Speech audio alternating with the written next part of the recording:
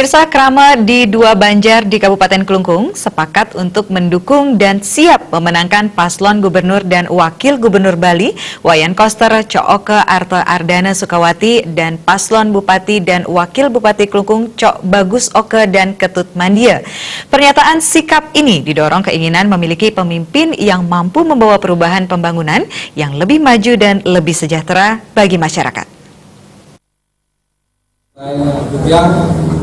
Pilihan satu jalur dua Krama Banjar di Bumi Serombotan itu terungkap saat tatap muka kedua paslon nomor urut 1 itu dengan warga. Jadi Humayang dan bukan salam saja.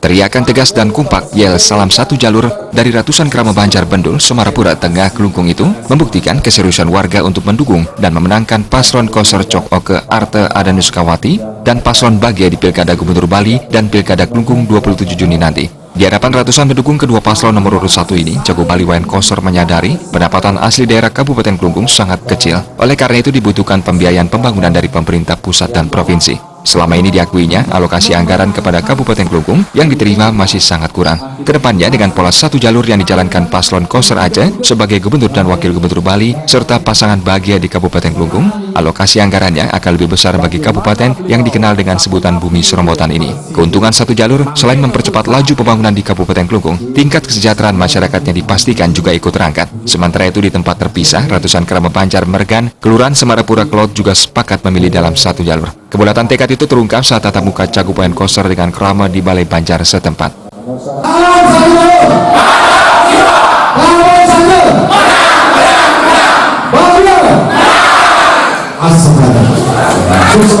Humas PDI Perjuangan melaporkan.